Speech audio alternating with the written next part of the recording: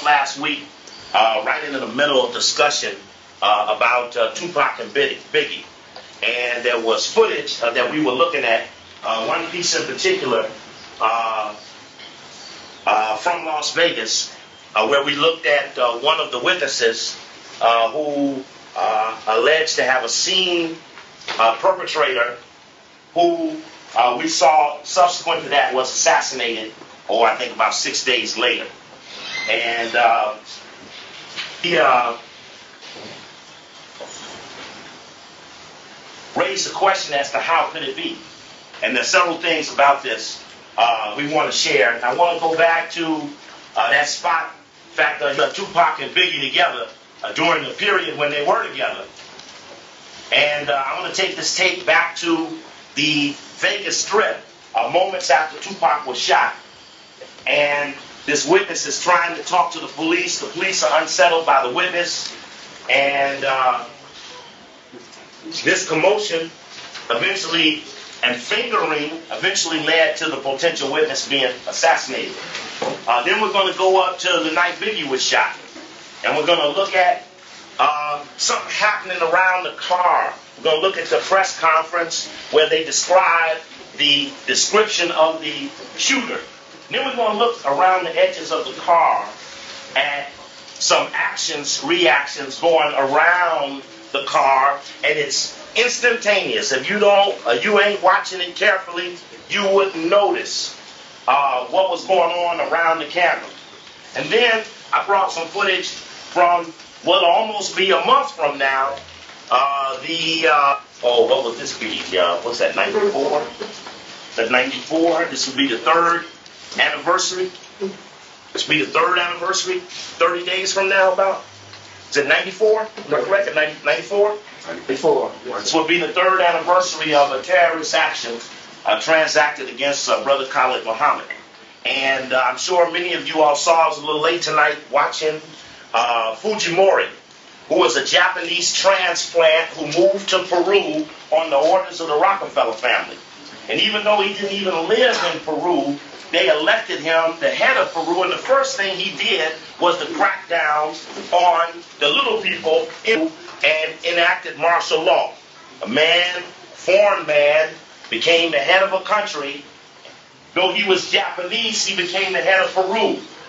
And of course, Shining Path and the other organization, Tupac Amaru.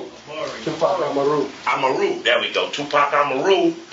The 15 members allegedly who were in the compound since December 17th allegedly were assassinated. Japan is on edge because the military act against Japan only makes it vulnerable to retaliation. No one wants to deal with someone in a way that they would get dealt back that way. You choose your terms of endearment.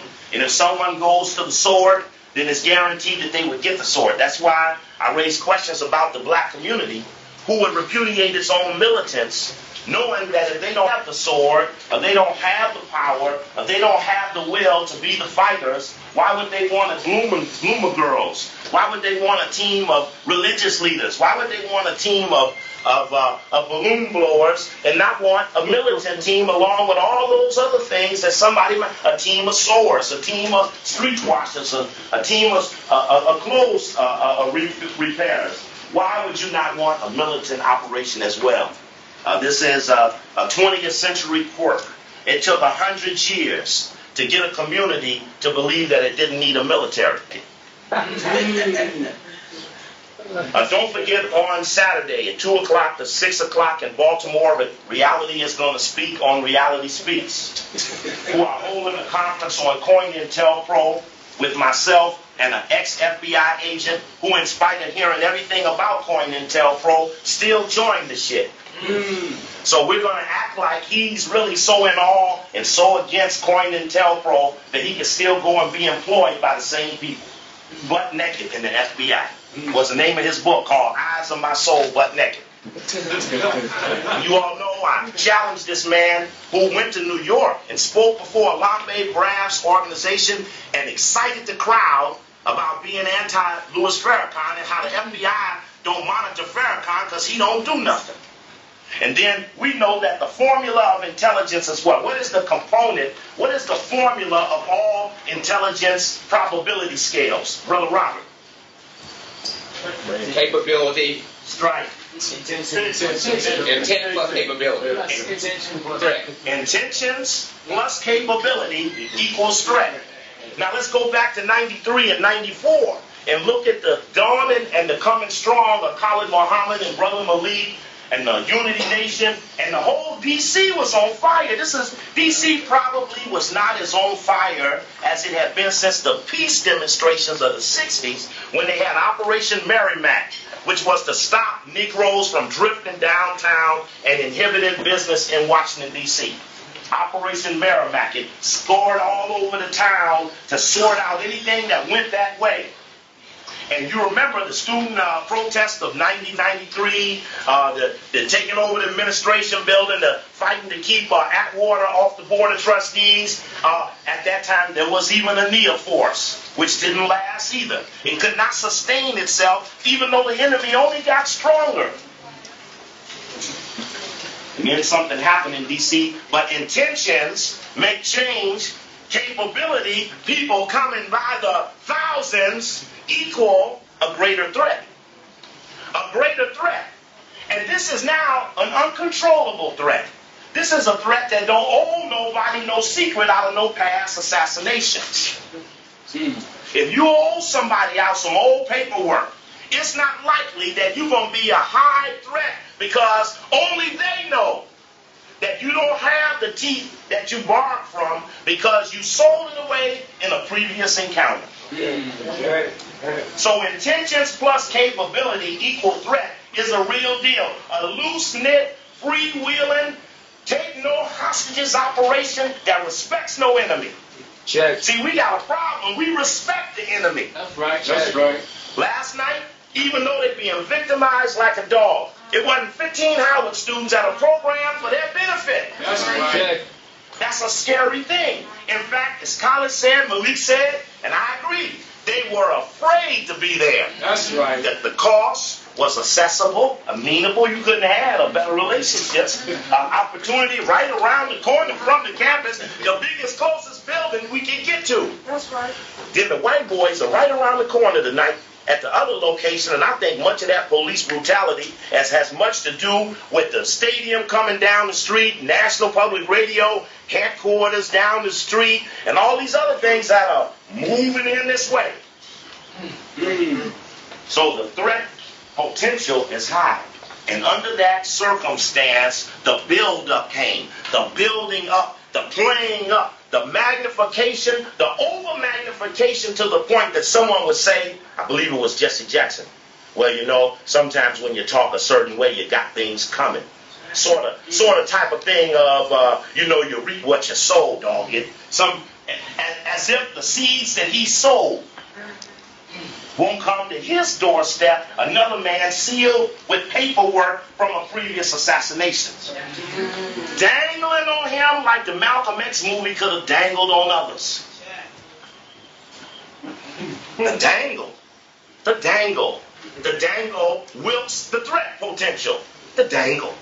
I told you, something was wrong. We got an indicator when Winnie Mandela couldn't speak. And you all know it was right in this room the night before the second Million Man March. I said the only thing I got to look for, I didn't know Brother Khallid was going to get to speak, but the only thing I had to look forward to was to hear her cut loose. Right. Because I felt that the other voices had already been tamed. That's right. But then in front of 300,000 supporters, some mysterious instructions. See, we got this bad habit. We can take instructions from nowhere. Nowhere. Instruction. We got to leave the room. College, your lecture is over. People got up. Said, we got to go. It's 6 o'clock or something. We got to move outside. People start moving outside. So where did this come from? I don't know. Somebody handed it to me. Who gave it to you? Somebody gave it to me.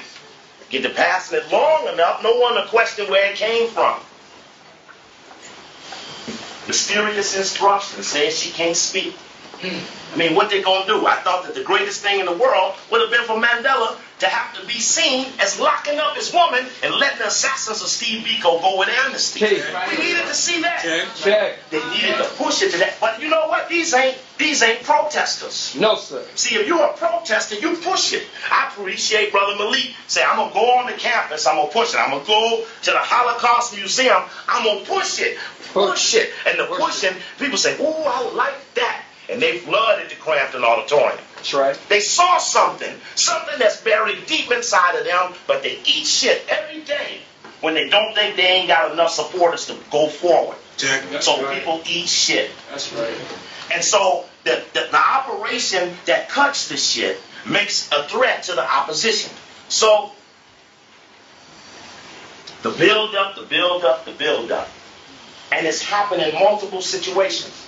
Even the East Coast, West Coast rivalry was a build-up. Right. This was a secondary plan for the Bloods versus the Crips thing that got smothered over by the young men who, I remember I was in L.A. when they all went to the park and they put the tanks up there. They tried to provoke them into fight. They had a picnic together. And I forget what the park was out there.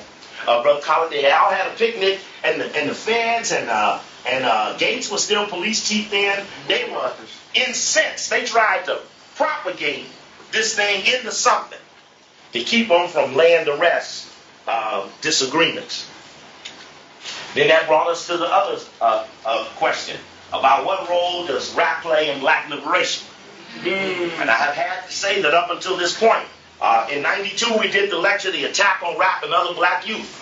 And in that lecture, I had schemed that this manifestation of young black men who were creating their own music with limited overhead, scratch, scratch, scratch, scratch, that's limited overhead. That's why I'm so hot on these athletes, because again, if you're Dennis Rodman or Michael Jordan, you don't need to build a factory. You don't need to pay workers. You ain't got unemployment insurance on your $1 million or $2 million that you're worth. These are men who ain't got nothing but gym shoes free, gym shorts, jock straps, t-shirts, limited overhead operation. Now you got 5, 10, 30 million with nothing to have to pay but your house note.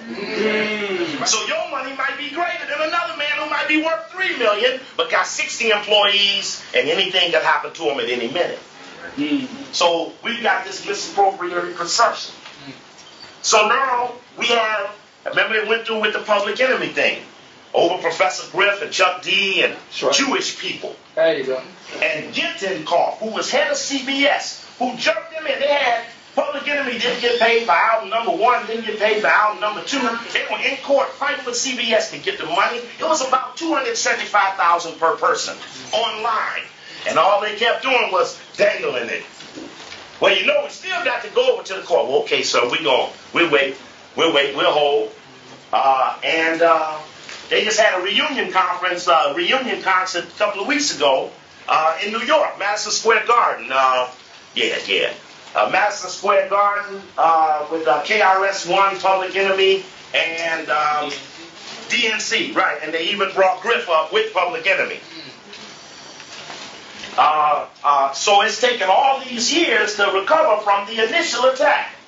And then we went in '94 and did it again.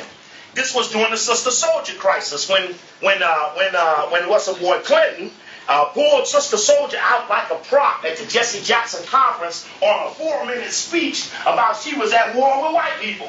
And made her announce that she didn't really mean that. Sure did. And you know they had a secret press conference. They tried to have a secret press conference right over here in the auditorium of the Blackburn Center. They came in and told me Sister Soldier got a secret press conference in the march. And I told the audience that night, and everybody showed up the next day. They had a huge press conference, and it protected her. So that when they asked her a bad question, the audience hissed and booed in a way that they rescinded bad dialogue.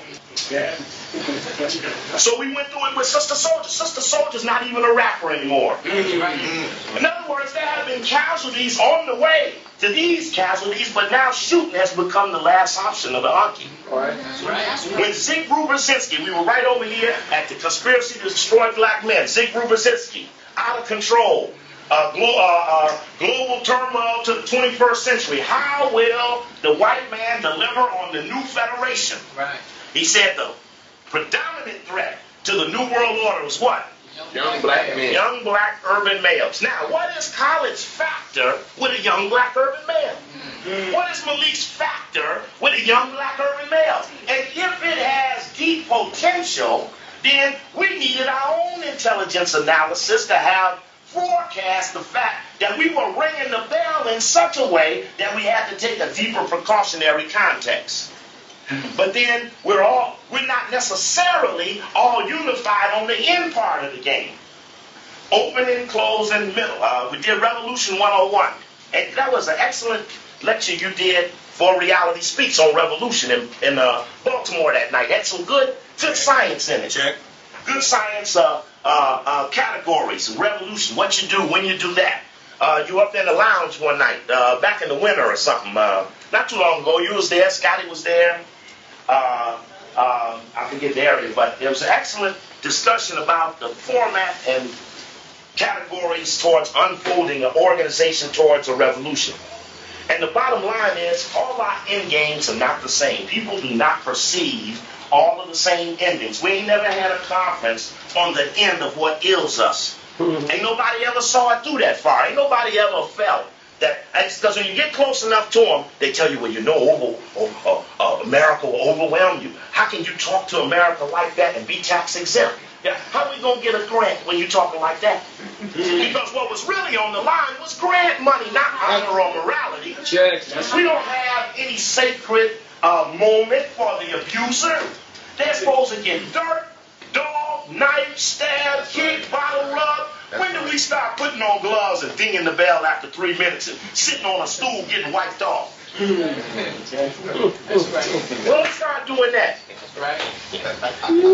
Let me come back. I'm going to come back on my big conference next month and I'm going to get you. It's not that.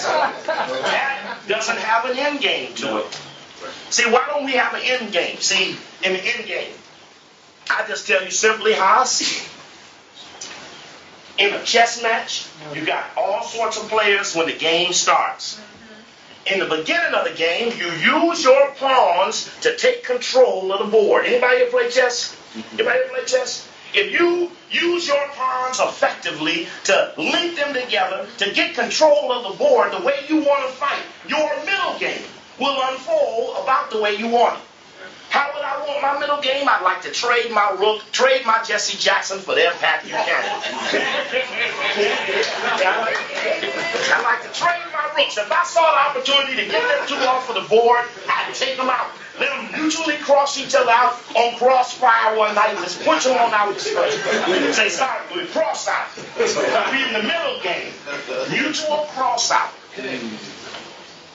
Mutual cross out. So, in your middle game, you trade your bishop for a knight. You may even trade a rook for a bishop.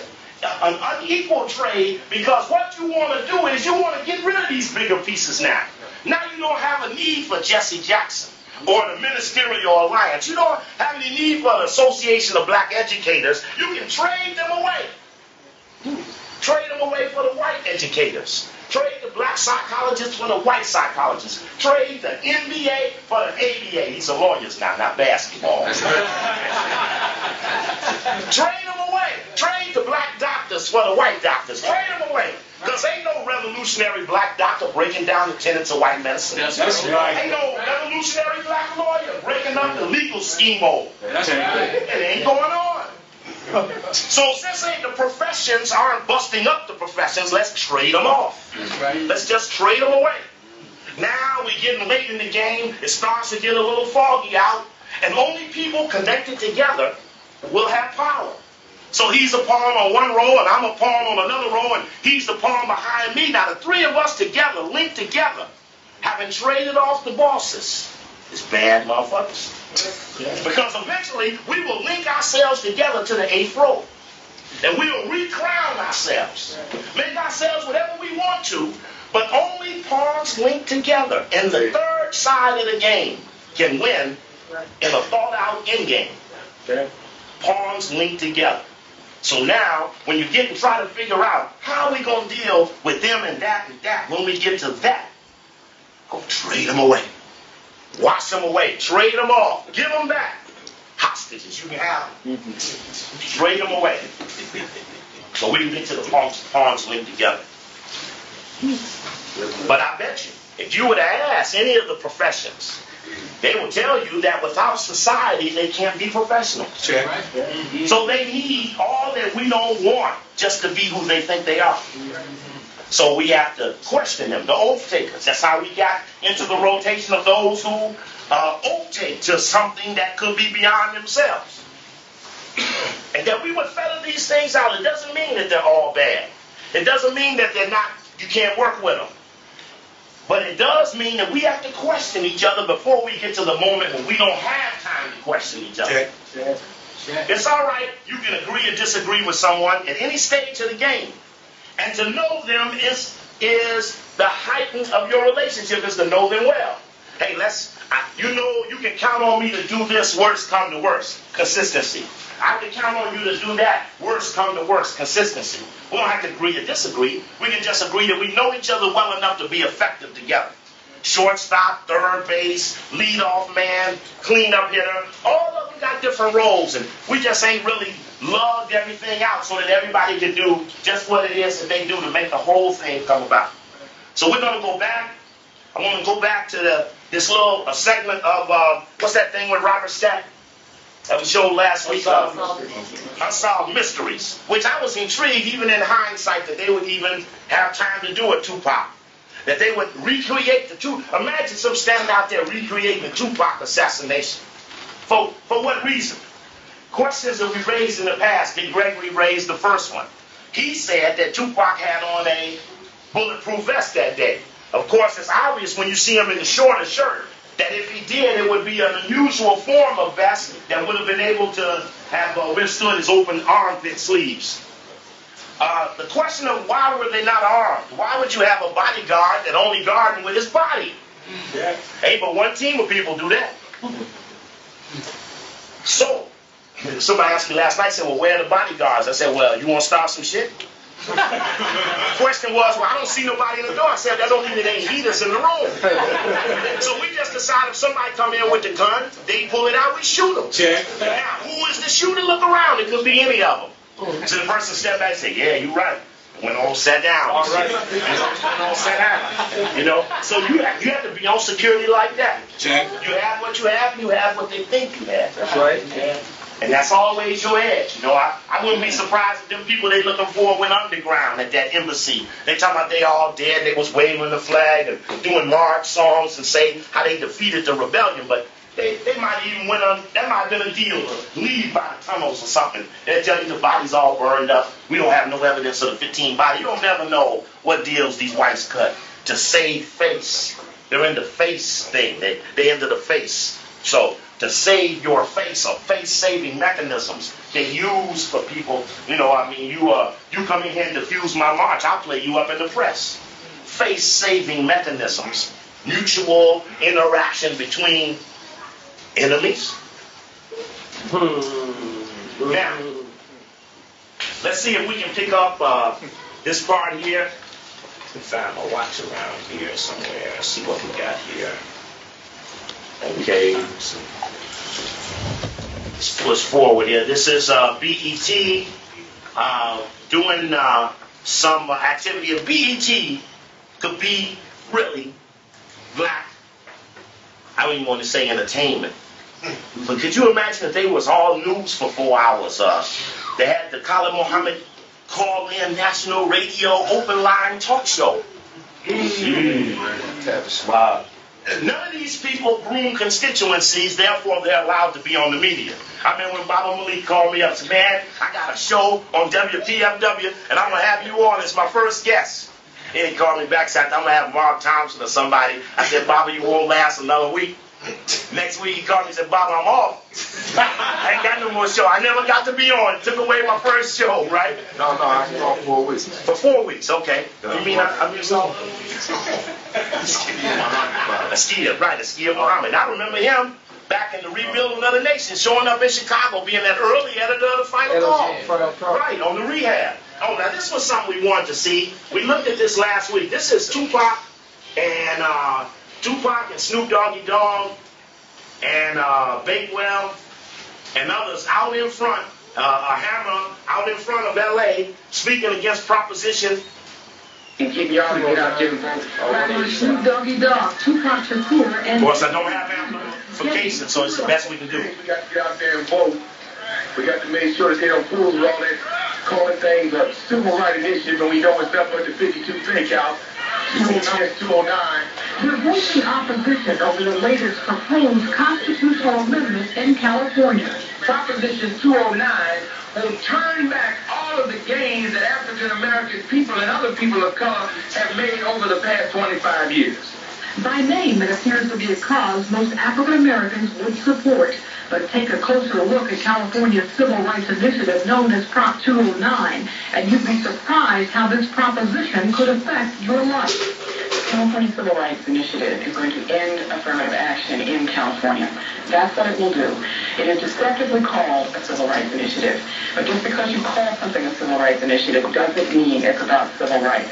Opponents of the initiative say it's the strongest effort yet to outlaw preferences based on gender and race. It would affect all public schools, universities, government, and those lucrative government contracts. If this proposition passes, all outreach targeted at African Americans and women and Latinos and Asian Americans Overwhelmingly. That too, the record label's hottest selling artists have agreed to stage a concert with proceeds going to fight the initiative. Imagine the proceeds went to the Khallid Freedom Fighters Institution. Found got 3 million, and we keep going. That means we represent that many votes. If we can represent that many votes, we gotta let these politicians be scared of us. But supporters of Prop 209 say they're ready for battle too. continues tonight, and joining us with an up-to-the-minute report is Sergeant Greg McCurdy of the Las Vegas Police Department. This is interesting dialogue about the witnesses. What is the latest? Are there indeed no suspects? Because I can challenge this statement he makes. We're in a junction of this investigation where we're even offering a reward for people to come forward. We've taken $1,000 from our secret witness fund and offered a reward for any information that could lead to the apprehension of suspects involved in the shooting. This is an unfortunate incident in our city. We would like help. We've been trying to talk to people, and we've been talking also to authorities from Los Angeles Police Department, Los Angeles County Sheriff's Department, and also the Compton Police Department. So right now, we're at a junction in this investigation. We need someone to come forward, give us a vehicle description, license plate number, or something. Sergeant McCurdy, it's very common, unfortunately, in many inner cities like Washington, D.C., Chicago, Los Angeles, for drive-by shootings. Is this an unusual occurrence in the city of Las Vegas? Well, we're like any urban city anymore. We have our share of drive-by shootings, and this one was particularly interesting because it happened so closely to the Las Vegas Strip on a very busy night. This is a bold act, very brazen act that took place in our city, something that we're not proud of, and it's just amazing to me and to our homicide investigators that no one's come forward with any specific information on the suspect vehicle or the... Let's stop right there. How many people did he say came forth? 9. How many? 9. No one. He said no one came forth. Do no one mean 2 people? No, 0. No one mean nobody, right? Now that strikes me as strange because we know we had the footage of the witness right there, right after it happened, standing right there doing what? Testifying, being interviewed. Say, I saw him, and he's nervous, and they put that camera right up on him. But how many people did he say? And in fact, even after they killed that witness, 2 more people said that they too tried to identify the shooters that night. What happened? They didn't call him back. They didn't call them back. They didn't want to show them nobody. Didn't show them no faces. Didn't want to put them in no lineup. Didn't want to do anything that would allow them to tell.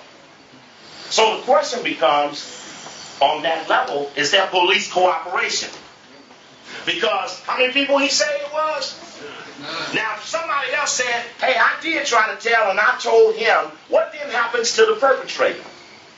But because there's no computation in relationships, there's no response to the perpetrator. Now, he's out in the front. I remember when Khallid got shot. I remember the little idiot AP reporter who kept saying, hey, it was a 45. Everyone knows. Everyone knows. I saw it in his hand. And what was it? What? 9mm. A 9mm. But he was the first person on television telling everyone everyone, he saw it for sure. In fact, I thought he might even been a scapegoat put up there to misidentify stuff, to start putting doubt in it. But either way, I think the signal was either way you sent him, its fate is sealed. So at that point, they just stayed in the stall for a while, because since they didn't feel they get no relief from either fate. And that's an option that Brother Khallid effectively took away. Said, let him come on back out. Let us have him for a while. And but he was the first one, and the press magnified this man. What's it, Thomas? So I've been trying to, sometimes you be out and be looking for these people showing up at other things. I forget that man's name, but I have him on film. But I just was intrigued by the fact that he's opening people who had these definitive statements when in fact they may not be correct. How are you dealing with what appears to be a code of silence among those who do know something? Code of silence. It's a mafia connection. Going outside of the immediate circle of the people who may know things by their involvement in that caravan of cars. We're trying to work with other officials to develop information that would cause Mr. Shakur to have been a target, or even Mr. Max has been a target in this particular shooting that took place. Now they want to study motives, but they don't want witnesses. What developments came out of that? Like, let me get in your business. Let me see your pockets. What you got in your pockets? There was nothing. He gave us nothing that would really help us in this investigation. And it took him a couple days to come forward. So we're hoping that maybe he'll have a change of heart. Maybe he'll recall something. But you have to recall that he was also being shot at. And so his position, it may be difficult and quite startling when you're receiving gunfire such as that. So did he just refuse to answer your question? No, he talked, he cooperated, just was not able to give any information that would lead right down to the apprehension of the suspect. Okay, thank you very much, Sergeant, for joining us. What's his name, Sergeant what? Sergeant McCurdy. Huh? Sergeant McCurdy? This is a little b.i.g CIA drug thing. And Joe Madison, either one fought for Chase Chavis out there in NAACP, switch him around. He a revolutionary on the CIA. He be on in the morning, and Ali Nora be on in the afternoon. They're on the same station, mutually crossing each other out. They're a bishop for a night. This is Tupac playing with the ancestors again. I told y'all about this last week. Coming around with Red Fox and Danny Hathaway back there and Jimi Hendrix and them always can't be doing that. Playing with them ancestors and stuff. Tupac created this album, though. Now, this is Suge's dialogue about how he wanted Tupac to be remembered.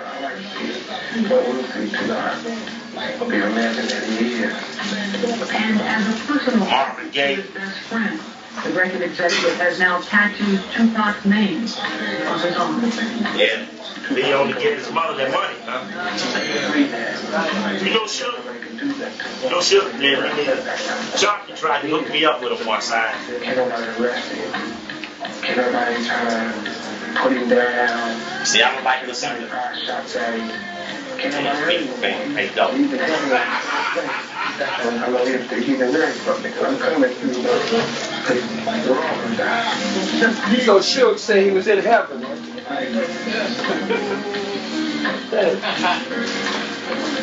So Suge said he was in heaven. Yeah, and I didn't like that because Suge kind of gave it like, you can't hurt Tupac now, he's free. We gotta quit getting manhood out of the Marines, freedom out of death. Well, we gotta quit choosing these oddball options, you know. Somebody said, well, Coakley's free now, he's dead. All that happened to elect every week, carrying them boxes around to get raggedy and stuff. All niggas could commit suicide. Right. In the whole black nation. Right, free Town or something.